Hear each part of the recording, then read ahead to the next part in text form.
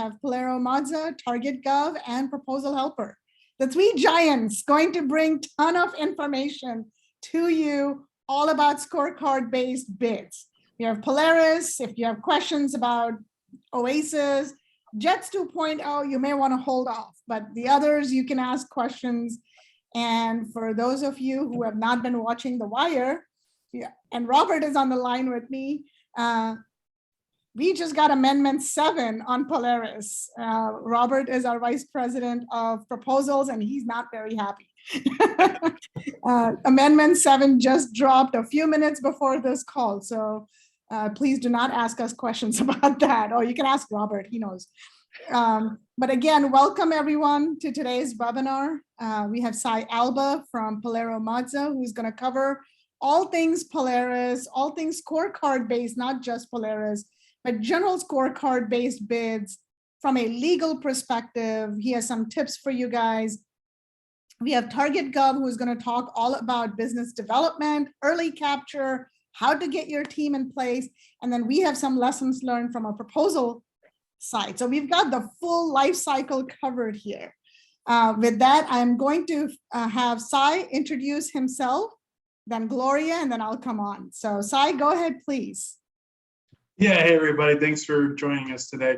I'm Sai Alba. I'm a partner at the law firm of PilieroMazza in our government contracts and business and transactions groups, basically doing everything for government contractors, protests, claims, False Claim Act investigations, just regulatory compliance, IP issues, and everything, M&A. I do a lot of M&A transactions and structuring. So kind of everything under the sun, including helping folks get through some of these sticky wickets with a lot of these new procurements. So happy to be here. Great, thanks, Sai. And Sai's contact information is on these slides, and we will be distributing these slides and recording. So you don't have to take notes, just actively listen at this point. Gloria, over to you. Hi, I'm Gloria Larkin, president of TargetGov. We're in our 25th year now, helping clients win billions in federal contracts. Would love to talk to you about how to get in front of those decision makers before the RFP hits. And that's what today is all about. Looking forward to giving you some pretty strong insight about how to position to win. Great, thank you. And then there's me. My name is Reena. I am the CEO of ProposalHelper, and we've been providing business development proposal solutions as a company for almost 13 years now. We've been in business. I've been in the industry for 30 odd years. And I bring these webinars to you through either my position as a board member with the Asian American Chamber of Commerce, which a lot of you attend very regularly. And then we also bring it with our partners who have insights to give you. So with that, I am going to call on Robert. If you just want to quickly introduce yourself, Robert. Hi, Reena. Thanks. My name is Robert Tucker. I'm the Vice President of Proposals. I've been working with Reena at least 8 out of those 13 years that she's been in business. And it's just been a pleasure supporting our clients, giving them the best chance to win these contracts. And we're all about helping you guys build the best and most favorable proposals possible and just giving you the best chance to win. So thanks, Reena. Thanks, Robert. All right, let's get into the meat and potatoes of this. We'll bring on PilieroMazza first. Sai, you are up. Perfect. Yeah, so I think to kind of kick things off, there's been a lot of consternation about bidding and joint ventures and having things set up, whether it was STARS 3 or COSP 4, Polaris, we saw it again, where as things change and as things move, folks realize, well, maybe I need a joint venture for this, or, oh, they changed the rules for subcontractors, so I need to switch over. And the timing might not be so conducive to doing that because, with all the SAM changes that have happened, my people who deal with SAM a lot are telling me that it's like 6 to 8 weeks. It can go faster, but it's been taking 6 to 8 weeks to get companies fully set up and active in SAM. Now, I know for everyone who's been paying really close attention, there are some SBA rules that might change when you have to be registered in SAM to be eligible to bid as a small business or as a joint venture. that you might be able to wait till after award. But those are proposed rules. Those are not the current rules. And so as of right now, what I've been telling people is have some LLCs created, especially if you're an active business and of good size, paying a couple $100s a year to keep an LLC up and running that you own 100% of, or just sitting there on the sidelines, is not that big a price to pay to have something active, registered in SAM and ready to go. And you can take any LLC that you've got out there and flip it into a JV way faster than it takes to actually set it up and to get it through SAM. I mean, to put a joint venture agreement in place and get everything moving can be, depending on what you have going on or your counsel has going on, I mean, it can be pretty fast. It can be a week, maybe in theory, be even less than that to get the agreement put together. Whereas getting the LLC set up and getting it through SAM can take weeks, and you might not have weeks. So get these things in place if you can. Also, if you have some sort of subsidiary or something that's been sitting there and you never used it, you can flip that into a joint venture too. There's nothing that says you can't do that, so long as you change the ownership and so long as the entity hasn't won work, because I think you could get into an argument with SBA if you have a subsidiary that's won work and then you flip it to a joint venture. There aren't really rules on this, but I can see SBA trying to argue that that entity isn't able to bid because it has been more than 2 years since its first win, so it won't qualify arguably as a joint venture. Again, there's no case law on that I know of. There's no rules on that, but it's just a risk issue. So instead, if you're going to do this or plan ahead and have some of these things in like a stable, if you will, I would just create them and have it sit there. Or even if you have a mentor-protege joint venture that you created it, you won your first contract and the 2 years is going to be up, even for something like Polaris, right? Who knows how many weeks it's going to be extended. So if your JV is good through November, and you said, okay, Polaris, let's say Polaris was expected to come out in February of 2022. And then the bids were going to be due in March. Our JV is good till November, we'll be fine. Well, here we are in September, it got extended again. Who knows, it could be extended again. We could be into 2023 when this thing gets bid, and hopefully not, I'm sure. I don't want to give everybody heart attacks, but who knows, right? These things, look at CRSP4. These things could keep getting extended. So to have something in the stable that you can just flip to if you need to, because if you get down in that example to November and that's your 2 year mark, say it's November 4th, is your 2 year mark. If this comes out and now proposals are due and you can't bid before November 4th, you got changes, you're not going to bid till November 6th, which is I guess 7th would be the Monday. You can't bid with that JV anymore. You have to have a new entity set up. So just, again, planning ahead. If you don't have a mentor protege in place, that's another thing that I heard people complain about and things come up over and over again. Because they said, look, we just submitted, this happened a lot for STARS 3. We just submitted our mentor protege. We submitted it a month and a half ago and we still haven't heard anything.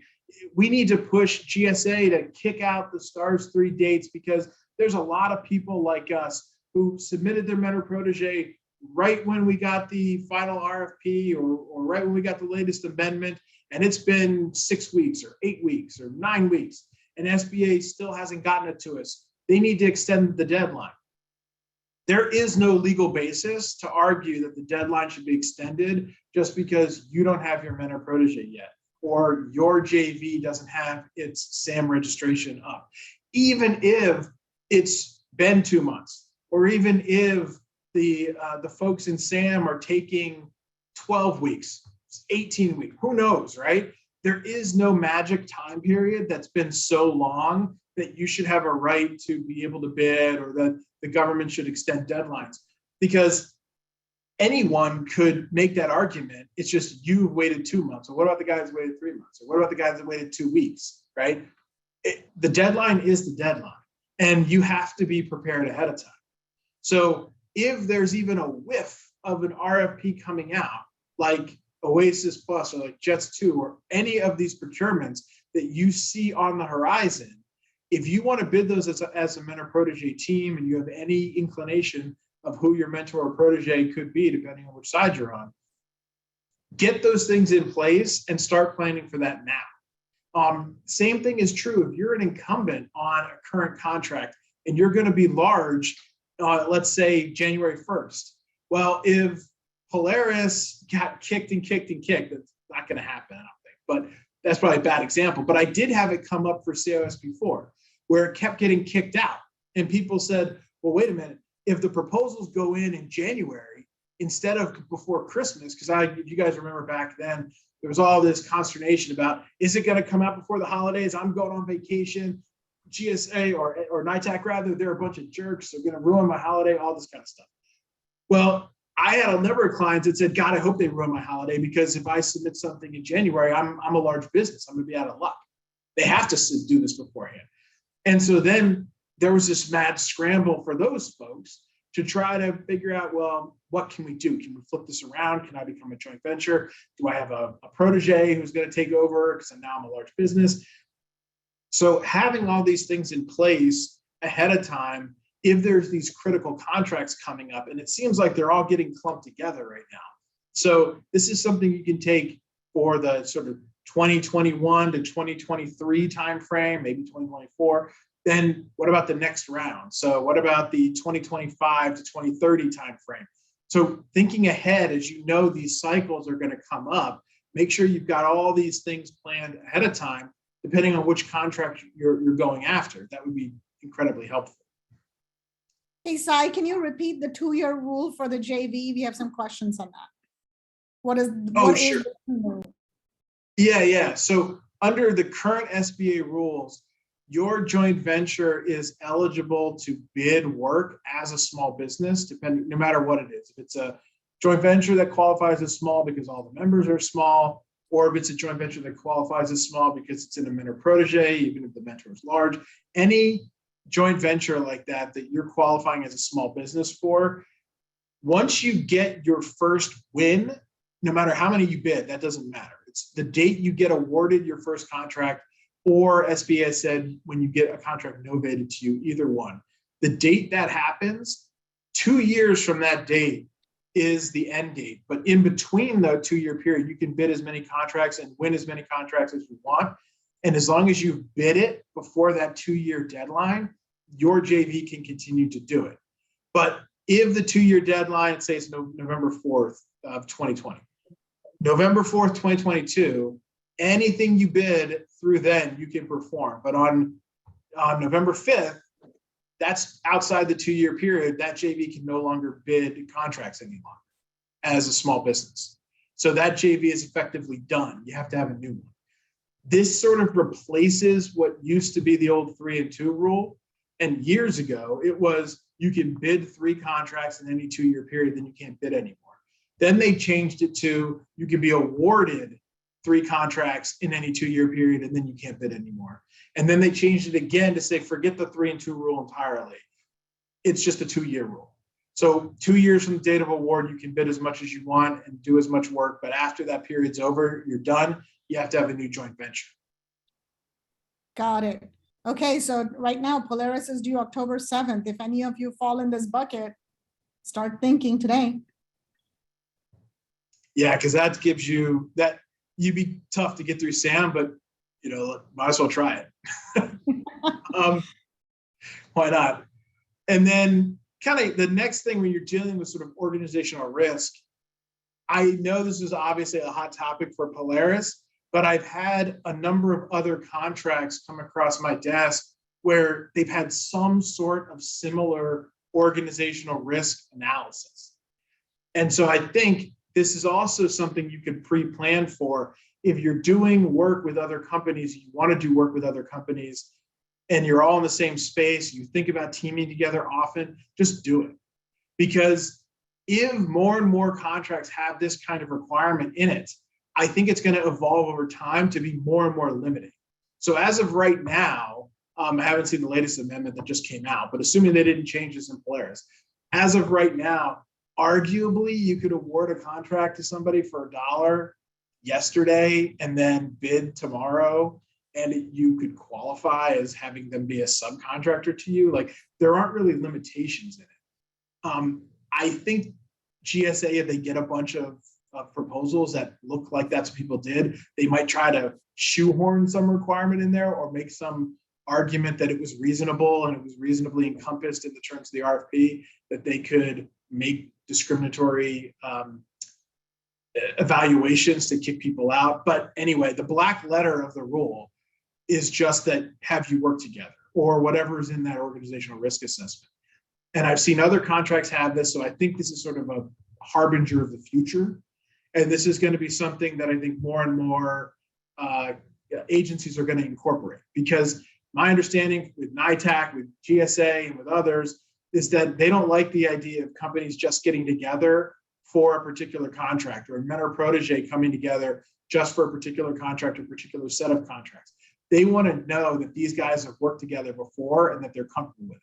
So that's just something I want to put on everyone's radar to make sure you're thinking about it and really trying to get ahead of all of these things so that you're not caught in a situation where, let's say for Oasis Plus, we get down where there's 3 weeks left before the bid's due, and they modify the solicitation and put all these requirements in there that you had to work together for at least 6 months, or that you had to work together on a contract where you paid the subcontractor at least $500,000 or whatever they could come up with. That you're thinking ahead and trying to work together, because I think this is something that's going to be a major component of solicitations going forward, and you don't want to be caught behind the 8 ball. So to the extent you can do this, then get ahead of it. It's definitely an Oasis Plus, so you want to think about that. Just a housekeeping note here, folks. I see questions in the chat box. If you can please submit questions only in the Q&A box. Use the chat box to network with each other. We're not monitoring chat box for Q&As. Go ahead, Sai. Yeah, and to the extent we don't get to things, I'm sure we can answer it afterwards too. But the last thing on here that I was going to, or one of the other things with like preparations for bidding is like past performance. So again, if you're sitting out there and you might have to choose between this organizational risk analysis and the past performance, I just want to highlight that for folks, because it's another thing that's come up over and over. And in these procurements where you're going to have organizational risk and you're going to have past performance, you might have to choose, okay, how many points is organizational risk worth? If I work with this subset of subcontractors, or I'm in a JV with this group of people, I'll get those points. But this other guy that I've never worked with, I really wanted their past performance to get a certain other number of points over here. And it becomes a math problem. Which one is worth more? Because you might not be able to get both. Now, again, I think with Polaris, and even I think as Oasis Plus is currently structured, there are ways to weave that, even if you're doing it at the 11th hour or the last month or whatever, you could probably get both. But I really foresee these procurements evolving over time to cut down on that. So I just want to raise that risk so that you're thinking ahead that you might have to either get certain points for past performance or certain points for organizational risk. And just because you can't get both doesn't mean that the requirement is unduly restrictive or that it's not appropriate under the FAR. You might not like it, it might be stupid, but that's different than it being legally improper. So just kind of be aware of that issue also. And I think these last pieces are thinking about, again, thinking ahead. Who can you bid with? Who would be a really good person to team with? Is there any sort of plan B? Because another thing that comes up is past performance expires. And sometimes they might say, okay, this procurement is going to come out. Look at Alliant 2, for instance. Great example. This procurement's going to come out. Everybody plans to get together. You've got all these guys with great experience, but maybe these companies aren't bidding as much, or the owner's going to retire. And so they have great experience today, and that was like your big teaming partner. Well, then the whole thing gets canceled. And now Polaris comes out however many years later. You might not be able to continue to use that person anymore, and it could throw your entire strategy into disarray. There could be protests that could change things. So thinking ahead of time and making sure that the people you're working with when these procurements come out don't have like stale past performance or things that you're really counting on that might might go away. Kind of the next slide is like ambiguities. Also think about if there's ambiguities in the solicitation, because you can't just sit on those things. If there's some question or some ambiguity in the RFP and you're thinking you're going to take advantage of it because your interpretation of it might be reasonable, and if you don't ask a question so no one else knows your strategy, then no one else can take advantage of it and you'll get more points. I hear that all the time. That's a risky proposition, because if there's something in the RFP that is what they call patently ambiguous, obviously ambiguous, and you don't challenge it or you don't protest it, really, you cannot protest that at time of award. So if you lose because the agency had the other interpretation and it's obvious on the face of the RFP that there was an ambiguity, you cannot protest that in most cases. You cannot protest that after award. You have to challenge the term of the solicitation before bids or offers are submitted. And I know that's a very tough thing for people to deal with because you don't want to upset your customer, but that's the way the rules work. The Court of Federal Claims is somewhat trying to push back on that a little bit, but I wouldn't bank on that because the current case law says you have to protest those things ahead of time. If it's a latent ambiguity, which means it's not obvious that there are multiple reasonable interpretations to a clause, you can challenge that after award, but you first have to show it was latent and not patent, which is just an extra step and an extra piece of difficulty that you have to get over. And then sort of lastly, the same thing is also true when you have improper solicitation terms or terms that you think are in violation of SBA rules. That keeps coming up over and over and over and over again because the FAR is very slow to change, whereas the SBA, which is also somewhat slow, but much faster than the FAR. And so you'll also see things where the National Defense Authorization Act will change rules, and it might not get implemented by SBA for 2 or 3 years, and it might not be implemented by the FAR for 2 or 3 or 5 or 6 years after that. And really, those rules, depending on what the NDA said, might be effective arguably right away. It also might be the case that if SBA changes something and it's in 13 CFR, that takes effect right away. And even if the FAR is not updated, there's plenty of cases that say, as to matters of size and status, SBA's rules trump the FAR, period. And so if you're in a situation like that where there's a violation of SBA rules, even though the FAR hasn't been updated, that's another thing you could challenge. Again, before the submission of bids, though. You can't challenge that most likely after award because it's something you knew or should have known before you submitted your proposal, and you waive that right because you sat on it. So these are just some things to think about ahead of time to make sure that you're either prepared to bid, you're teaming with folks, or if you see problems in the solicitation, you're not just sitting on it and waiting, because that can create some major issues down the line, at least from a legal perspective.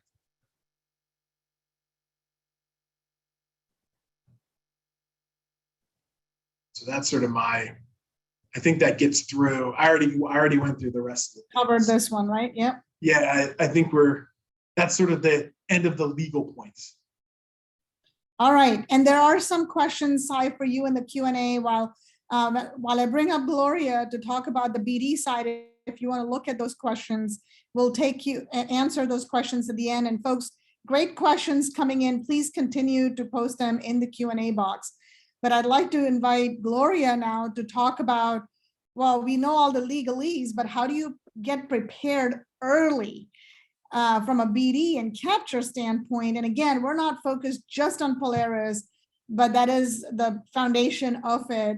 We're going to talk in generalities. Gloria, go for it. Yes, yes, indeed, Reena. Next slide, please. So this is something that is incredibly important because not only are you positioning to win a place on a big contract coming up, but you're also positioning to win the task orders that result from your position on these various best-in-class contracts.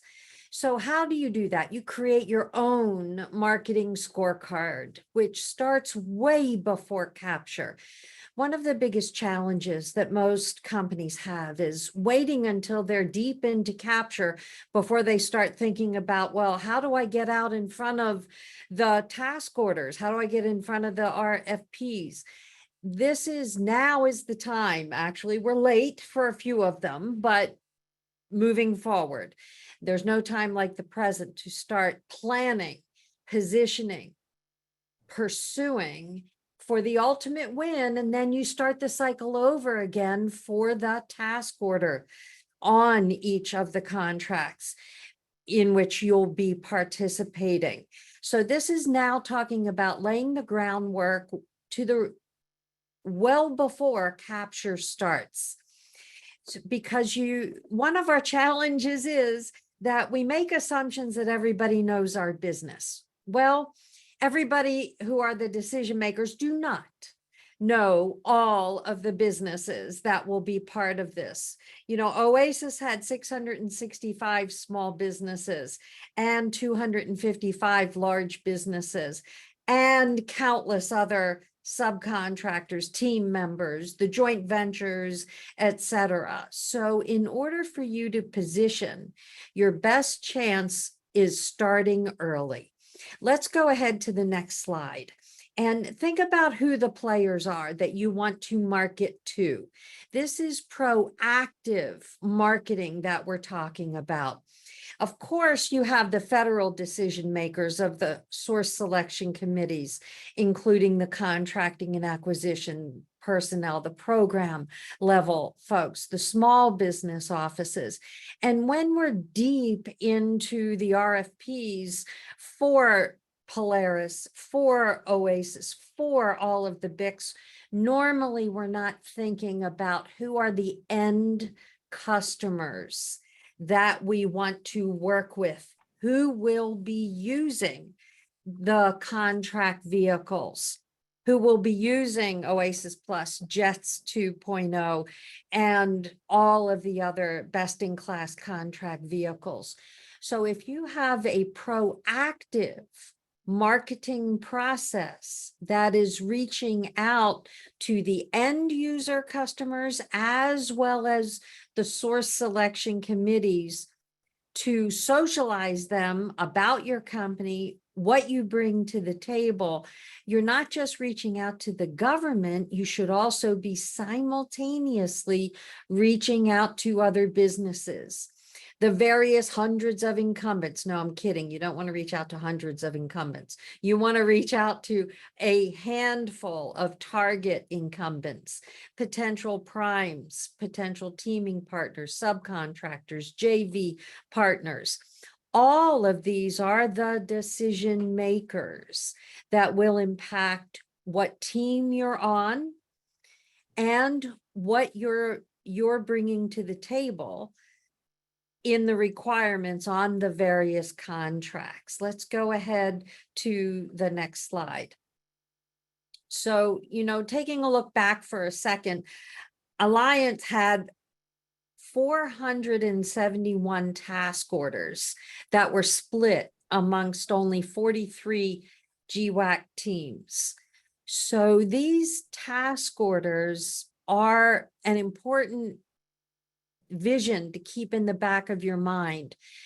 Yes, we do need to win a position on the appropriate team for Polaris or Oasis 2 or Plus or Jets 2, but we want to have these marketing tactics serve a dual purpose in also setting the stage for you to win the task orders after you have won the position on the contract. So focusing in on specifically what matches the requirements is one of the failures that most companies have, in that most companies tend to market too many generic statements or abilities instead of getting very focused in on what they bring to the table as for the requirements, and then what they bring to the table as far as the task orders.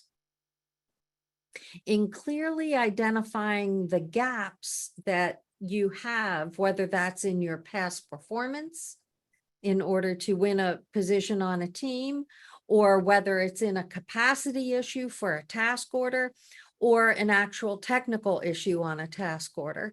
When you clearly identify your gaps, then you know who you need to look for.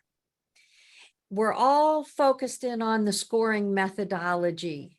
Absolutely, it's mandated now. And in identifying the relevant project experience, how does that match up with the requirements as stated? Where do you have your gaps in past performance? I've seen a number of questions come through related to past performance. I'll ask Reena to address those as she covers the actual RFP answers. But right now, what I'm talking about is how do you market your past performance? How do you market your capacity, your technical ability as it relates to the requirements on the various best-in-class contracts? So the clearer you are and more rigorous you are in being truthful to yourself as to what your past performance reflects, the faster you will be able to identify the gaps that you have and find the right partners to fill those gaps. This also will segue into your internal business systems, the industry certifications, and addressing supply chain risk management, as all of the contract vehicles that we've been talking about will take these into account. Next slide, please. This is just an example. You're all familiar with the various domains or pools as required on the vehicles, the best-in-class contract vehicles. So here we have very generic terms, though. They are not specific keywords and phrases as it relates to exactly what each individual best-in-class contract will focus on. When you are looking at your past performance, getting as detailed and specific as possible for the key words and phrases that relate to the requirements as stated in each RFP will set you up stronger for success in not just winning a place on the contract, but also positioning to win future task order vehicles. As you start looking at who's using the contract vehicles, every customer will have their own version of the keywords and phrases. If, for instance, on financial services, if you're providing financial services for Department of Defense, they will use very specific keywords and phrases. If you're providing financial services for civilian agencies, they will use different keywords and phrases. So this is why it's very important for you not to use generic terms, but mine the data in previous task orders for the exact keywords and phrases that relate to the services that you will provide very specifically. On the specialized domains, one of the areas that we see come into play quite frequently would be cutting edge technology, which will bring an entirely new set of abilities to the teams and a differentiator that can tip them into winning the contract or winning the task order. So if you have cutting edge services or products that would be part of your offering, we would strongly recommend that you consider branding, trademarking, patenting, so that this differentiator becomes totally unique to you, and your value proposition then skyrockets with either the government customer, the source selection committee, or your teaming partners. Speaking of teaming partners, let's go ahead to the next slide. You remember when Cy mentioned how the government may now require to know your track record in working with successful teams. This is really a potential game changer, because instead of everybody jockeying for positions, new teams, no relationships in place, if you can prove your past performance, your experience with your teaming partner companies, whether they're in the first 5, which are all small business oriented, or the last one, which can be any size business, tracking that teaming partner ability and the past performance scores that you have received together as a team could be the differentiator that sets you apart. So this internal tracking mechanism that you may use in order to prove your past performance is something that we work with companies on a regular basis here at TargetGov.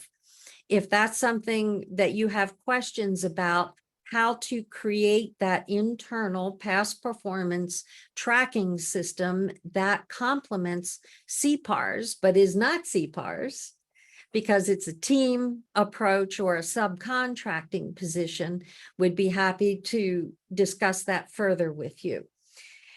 Let's go into very targeted marketing tactics on the next slide, please. Most companies only do these. These are totally reactive, and frankly, 80% of companies won't even do all of these. Attending every industry day, getting the list of industry day attendees as well. So you start recognizing who your potential teaming partners and knowledge base would be. The focus groups themselves, so far, 27 have been held for Oasis Plus, and that's just on that one particular best-in-class vehicle. But then there are also local business groups and associations, ACT, IAC, and a number of other associations and local business groups, even chambers of commerce, are also hosting their own focus groups and ongoing meetings. They're happening literally every week. So the more you participate in them, the more informed you'll be. Of course, there's GSA Interact. I know you could get thousands of emails, or at least it feels like it, but it is worth being part of that communication, or assigning someone on your team to always be on top of what's coming out from GSA Interact or agency-specific updates for each one of these vehicles. The proposed evaluation strategy, Reena will go into so much more detail on that itself, as well as a rigorous gap analysis, but I'm speaking about a gap analysis from a marketing standpoint. Who are you missing? Who are you not getting in front of? Are you not getting in front of the various decision makers on the government side, or on the contractor side, or a mix of both? I would say 70% of companies are not proactively marketing at all. They're totally reactive, and these reactive strategies, even fewer companies are employing them on a regular basis. Let's go ahead to the proactive strategies, because this is really will be critical to you. If you start employing the proactive marketing tactics, this will set you apart from the vast majority of other businesses. We talked about keywords. So how do you exactly match your past performance up to the exact keywords and phrases in the requirements? and ideally match them up to your past performance CPARs, whether they're government CPARs for you as prime contractor, or they're your internal past performance evaluation process. But matching up the keywords and phrases will make you more apt to be part of the awarded contract than not. So how do you match your business systems and address those gaps? Again, matching the keywords and phrases that the source selection committees are exactly looking for. On your company, what makes your company different? I tell you, most companies fail miserably at this. Most companies will say our people make us different, but they don't say what about them makes them different. I've never heard anybody say our people aren't so good.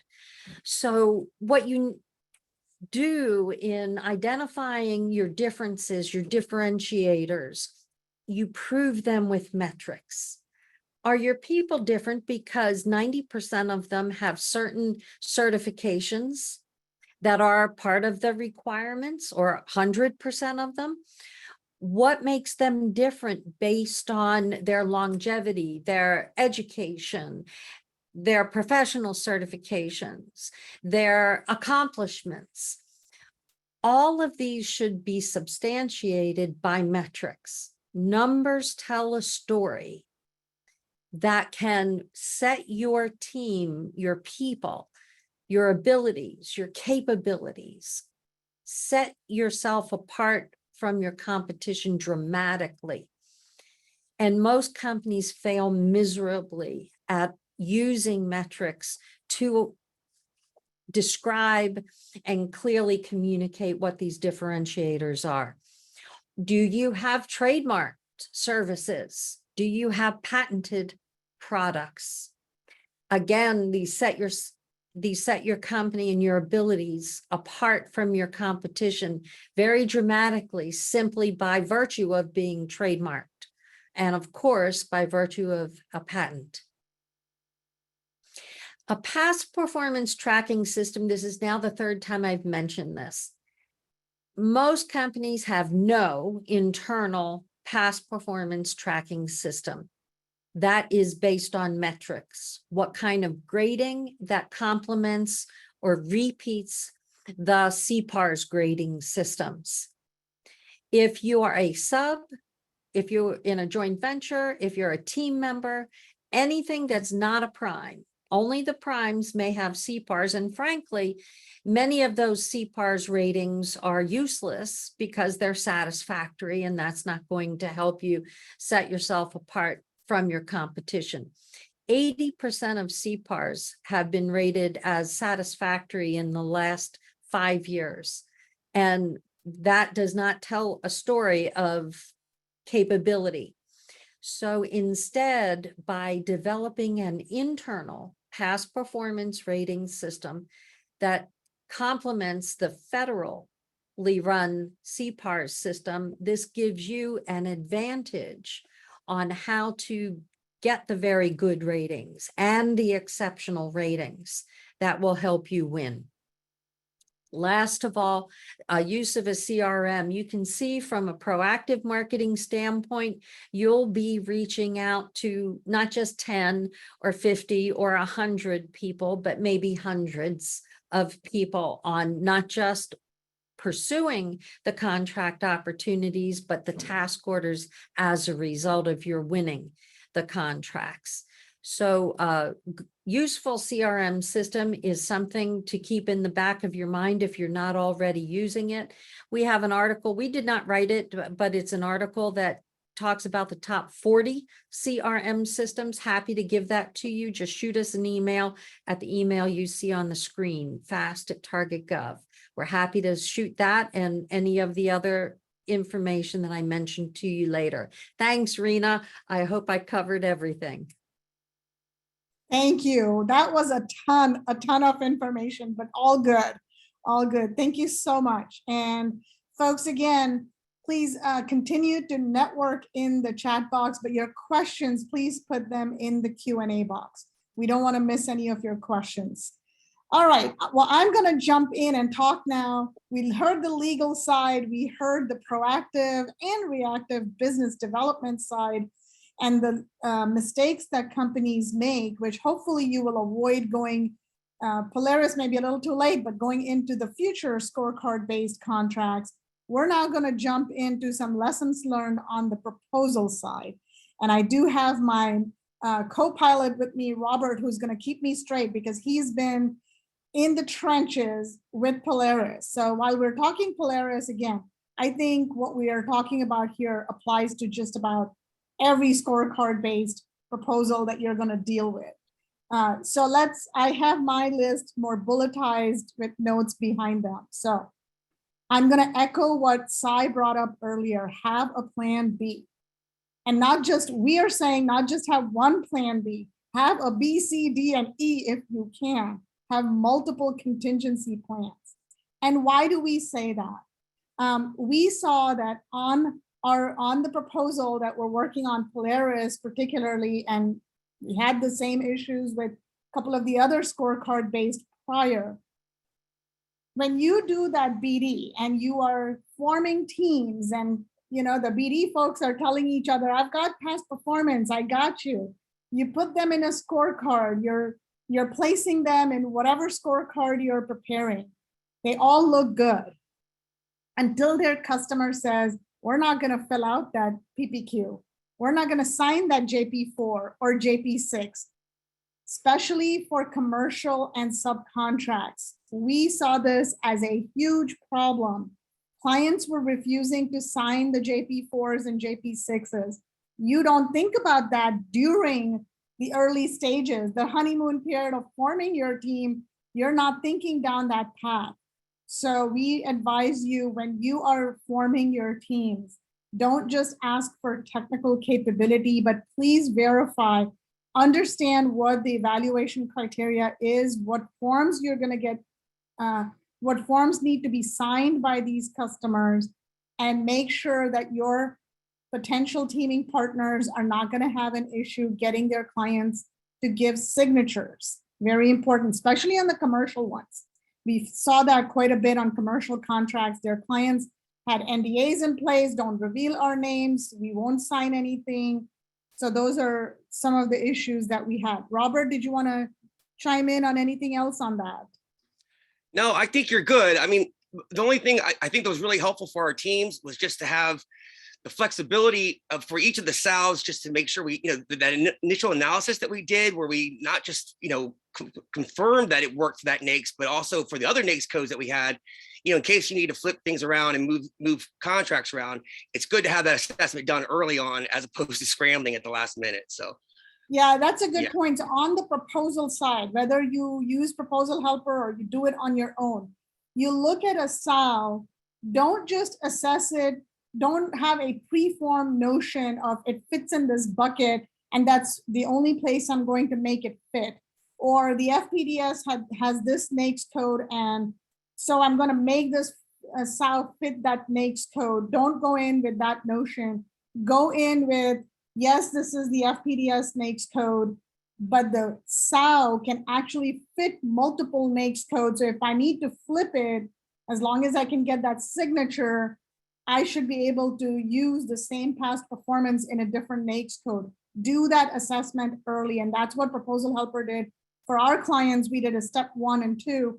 And during step 1, we gave them not just their primary plan, but also alternates. So if they needed to flip, they were able to flip. If there was a contract that a client of ours was not using on their own proposal, they were able to tell the other pools what they can offer outside of their own primary. So it also helped them on their teaming because we had done that assessment for them. And that's the same thing we're doing on Oasis also. We're looking at it not just from what do you as a prime bring to the table, what can you also offer potential other primes if you're going to flip-flop to them. So have those contingency plans with you. Okay, number 2, please check and verify your SAM record early and update it. You heard Sai, you heard what he said. It takes a long time. forget starting from scratch. We are facing issues with companies who have not gone back and updated some of their SAM records. And it's an issue because as you heard Sai say, it takes a long time for SAM to update. Well, guess what? Symphony, which is used for Polaris, which was used for Oasis, which will probably be used for Oasis Plus, is directly pulling your information from SAM. So if your SAM is not updated, you are going to have a problem submitting your proposal. And you don't want to find that out the last day when you're getting ready to submit your proposal before the due date. So please check and verify that your SAM records, not that it's active. We all know you have to do that once a year, but that it is up to date with the correct socioeconomic, the NAICS codes, the address, phone number, whatever you need to do. Just make sure it's accurate and up to date as early as possible. All right, let's go. And Robert, please feel free to jump in anytime. Importance of labeling files correctly and using uniform file naming structure.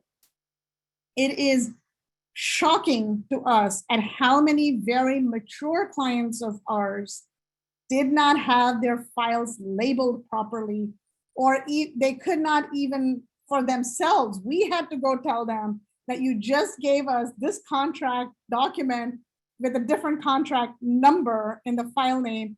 They are not the same. So again, please have your record keeping accurate, create proper record keeping, and label your files correctly. It always helps if you have a uniform file naming structure.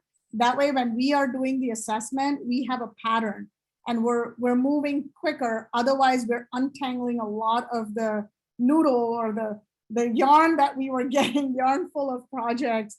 It takes much longer to give you your initial scorecard and for you or yourself, right, to untangle it. And you've got a day job, I'm sure, doing other things, and you have other proposals going on. So I think if you can do that, have your files labeled correctly, that would be helpful. Include the contract number, include task order numbers on it. Make sure you have your SOWs with the contract information. We actually helped a few companies go find their SOWs. They didn't even have their own SOWs readily available. So again, please keep all that in place so that it makes it easier during the proposal stage. Supporting documentation for all claimed scoring elements. You're going to need this no matter what scorecard proposal, whether it's Polaris, Oasis, JETS, Department of State, EVOL, doesn't matter which one, you're going to need this. Your supporting documentation has to conform with what the RFP is asking for. You cannot say, well, they're asking for this, but I don't have this, and so I'm going to give you something else. The something else, whatever it may be, the government is not going to understand what it is. It's not a document that they're expecting. You may not get your claimed score. So again, please read through the RFP. We are here to help and guide you, but you do need to know what is that supporting documentation that is required by the RFP, and collect all that early. Did I miss anything there, Robert, on the supporting documentation? No, I think you're doing good. Okay, good. I'm on a roll here. Yeah, you're on a roll. Details. Doesn't matter what proposal. You got to go into the details. That's what we live for. On scorecard based, right? Particularly on Polaris, when you start digging into it, we had companies who are super excited and they said, oh yeah, we brought this teaming partner. They have a multiple award contract. Well, what type of multiple award contract is it? It's not just that it's a multiple award contract. If you're going to claim score on a multiple award contract, in Polaris, there are different types of multiple award contracts that you can and cannot get score for. So be careful there, read the details and verify that against the FAR clause under which that contract was awarded. It does take a little bit of digging. It's not on the first page of your contract document, but you do need to know these details and don't assume that just because somebody promised you they had a multiple award contract, or you have a multiple award contract, that you're going to get points for it.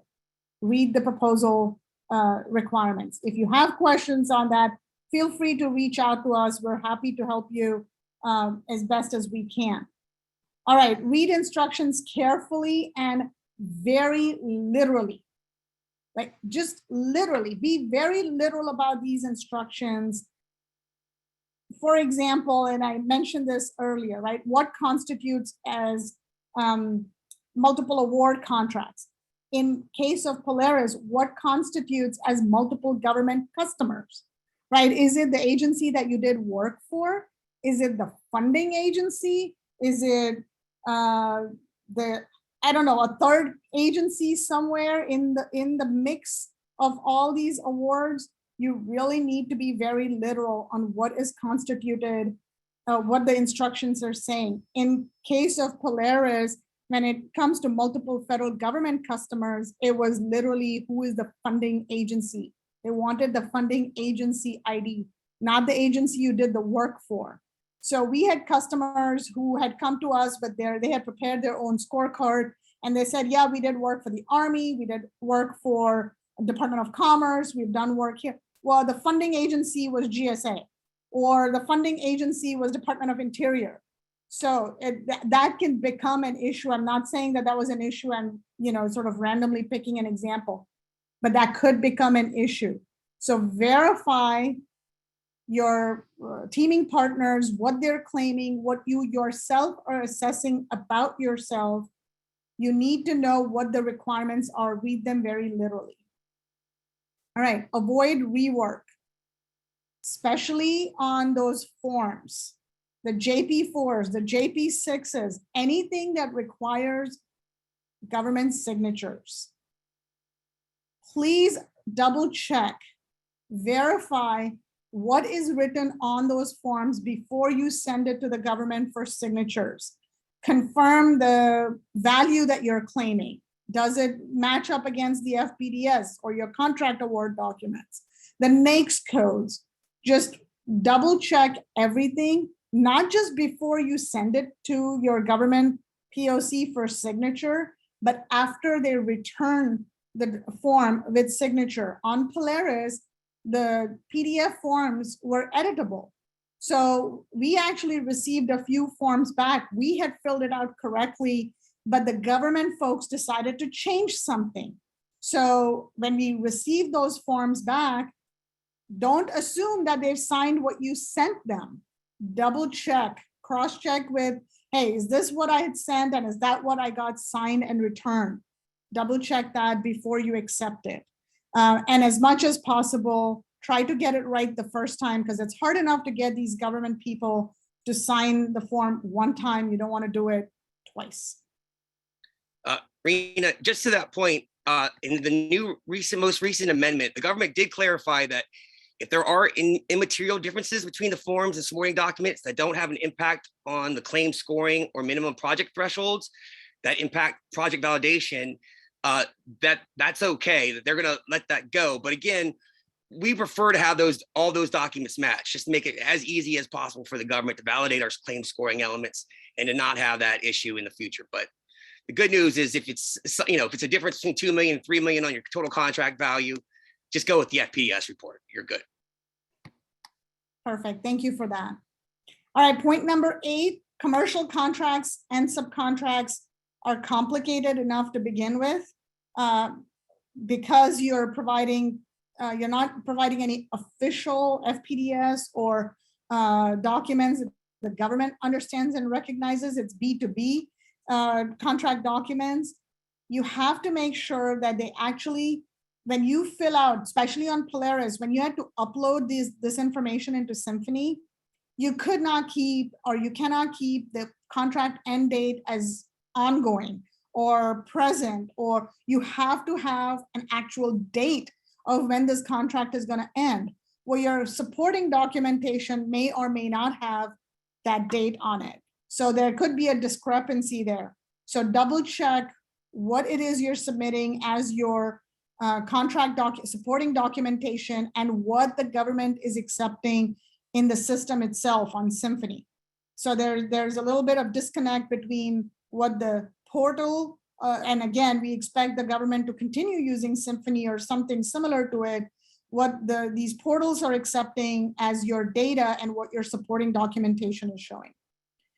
All right, pay attention to proposal instructions versus instructions on the actual fillable forms. There are some SF forms, there are some GSA, for example, GSA 527. The instructions in the proposal and the instructions on the actual form are different. They may differ. So please pay attention. What are you following? Follow the proposal instructions.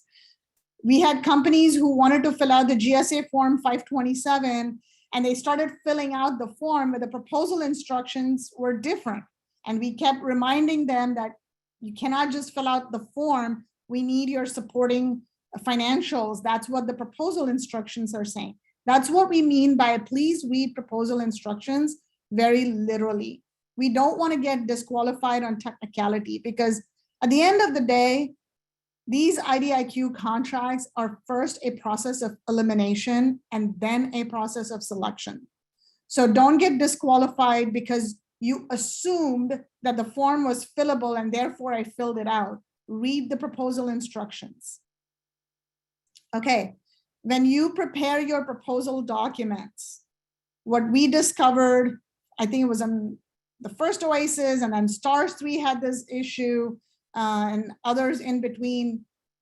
The proposal instructions ask you to set up your files and folders in a certain format, in a certain structure. Well, when you go to the actual portal to upload those documents, the requirements are all over the place. So there are proposal instructions, and then there are portal instructions. So what we did for our clients, we laid out an entire chart for them where they could literally copy, paste, and know exactly what file name, what folder they have to go to on our secure portal, where they go, pick up that file and upload it. But the proposal instructions may have you laying out your proposal very differently than how you're uploading it on the portal. So pay attention to that. As soon as Symphony opened up for registration, our entire proposal team was in it, and we had gone through and made sure that we understood what our customers are going to go through. And we learned that lesson. So we are able to help our customers get that upload process, make it very efficient for them. Well, I have a few other points to make, but Robert, is there anything else that you want me to cover in terms of lessons learned from a proposal standpoint that is high priority? No, I think you got it. I think we're good. All right.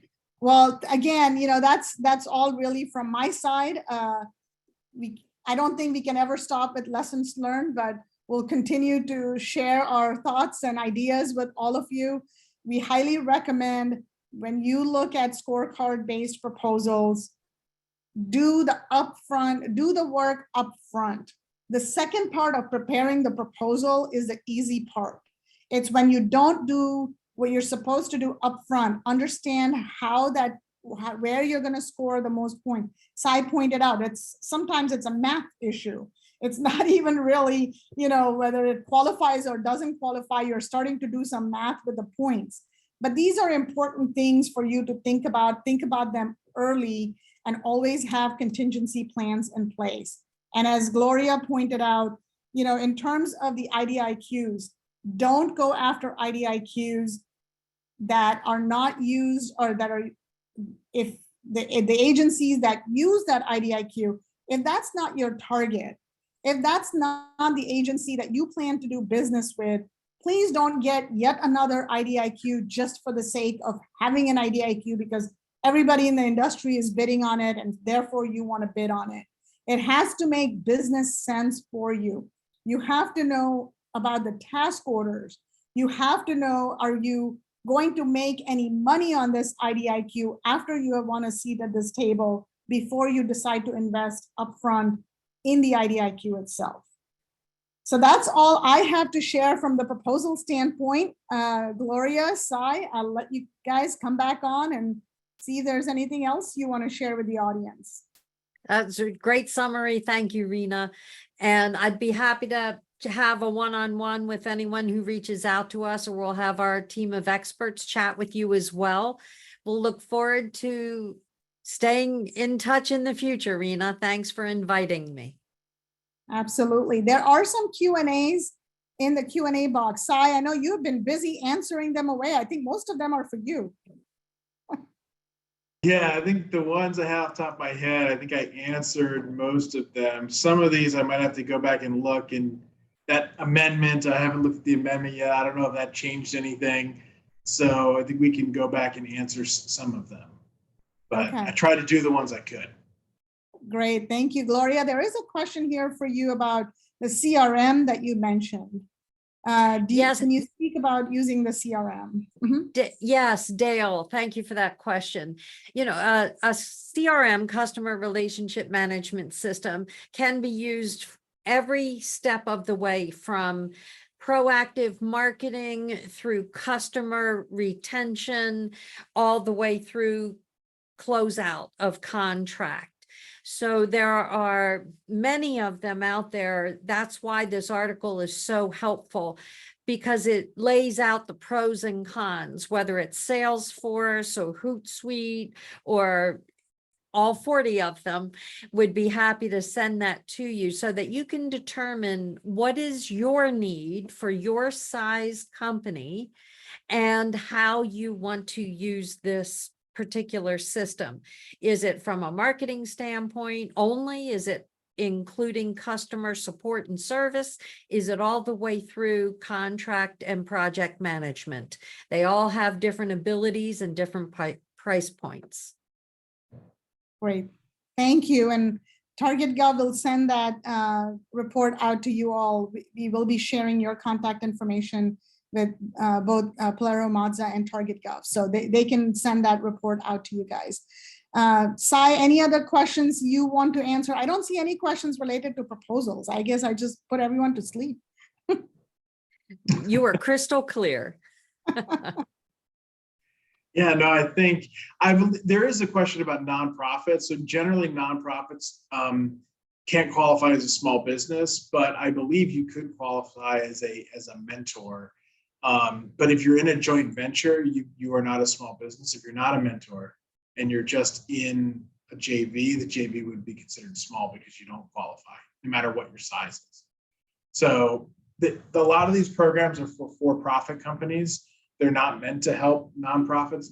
The idea is really nonprofits get helped by their status, by their tax status, and also through a variety of other programs. So that's generally why nonprofits don't qualify for a lot of different assistance here. All right. Thank you for that. Folks, there are a few other questions. We'll try and get those answered. We don't have a ready answer. We don't want to misguide you in any way. So we'll try and send you the answer separately by email once we get that. In terms of the recording and slides, we'll try to get that out by the next day or maximum by Thursday. Our marketing team needs to clean up all the noise that we did before you guys got on. So we'll do that and get it out to all of you. But Sai, thank you so much for your time. Gloria, really amazing. Thank you again for your time. And Robert, thank you for being my wingman. Always. All right. Thank you, folks, for joining. Take care. Thanks, Thanks, everybody. Thanks, guys.